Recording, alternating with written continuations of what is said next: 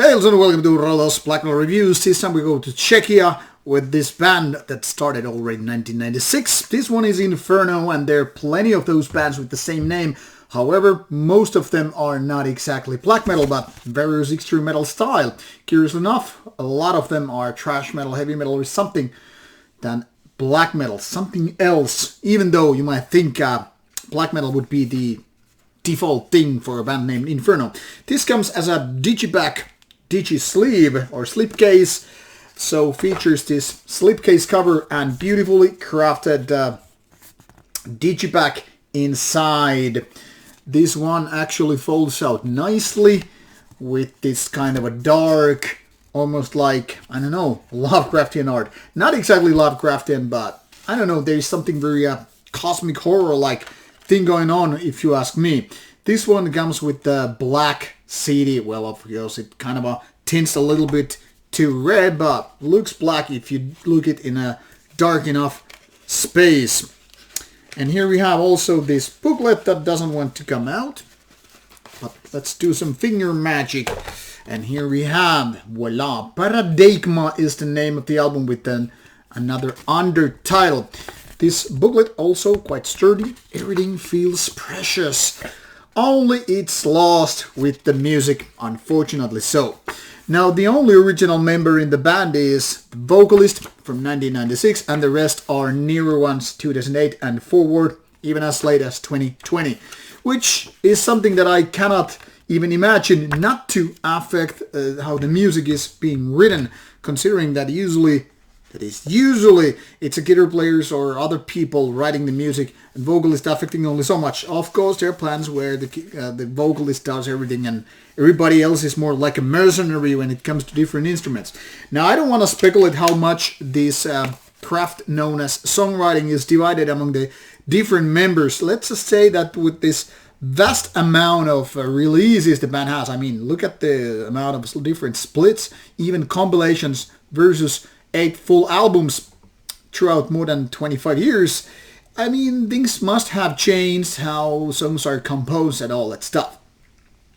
Now, somewhere along the line, this band ascended towards more, how to say, hard to approach kind of topics. I mean, if you take a look at the Metal Archive's description here, what started with paganism, Satanism, blasphemy early on, the kind of a traditional topics for black metal later on were replaced by metaphysics, Gnosticism, philosophy. Well, definitely very, very interesting topics, but harder to grasp. Just metaphysics alone is something that most people can't grasp. I don't know how you really find the time and energy and skill to write interesting songs about it, but it's an interesting topic as well. Now, the thing here is, with this kind of album, you kind of are almost like compelled to write something different. Not your typical simple ass-kicking black metal riffs, but something more otherworldly, to say it. Some kind of a transcendental trip. And that kind of goes hand in hand with this beautiful craft, the packaging. Unfortunately, in my opinion, and this is my opinion only, you may love this album as much as you do, I don't really care. This album is, in my opinion, pure mediocrity when it comes to being a black metal album. I'll try to explain and don't get butthurt along the way. If you already like the album and the band, you don't really have to care what I say because it's my opinion only. I'm going to use this as a disclaimer because I already feed this kind of a, butthurt vibe happening. The thing here is, this album is beautifully crafted when it comes to atmosphere, when it comes to the kind of a warm, almost fuzzy sound, and, the sinister feeling this album has. If only that was enough to craft a beautiful and good album worthwhile listening to, that would be all it takes. Unfortunately, none of the riffs are exactly interesting. None of them. There's not a single part on this album I feel like, wow, this is captivating stuff. It's more like a long intro, and by the time you're done with that, you figure out, okay, that was the whole album. Almost 40 minutes of that. The thing here is, there are keyboard parts which are like, okay, something is about to happen. It's almost like this calm before the storm. And you're expecting, okay, soon lightning bolts will be thrown, and there will be crackling of thunder, and there will be lots of raining cats and dogs.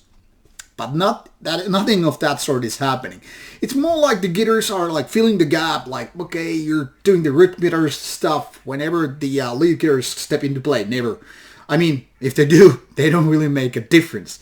When it comes to drums, it sometimes is like slow tempo, sometimes mid tempo, but even with those faster parts, it's almost like, okay, you're just doing some kind of a, I don't know, weakened blast beat. I say weakened because when you compare this to the kind of a, death metal bands and even black metal bands or faster tempo, this feels like a kind of a simplified version of that. Nothing really interesting is happening. It's just like, okay, you're building the momentum.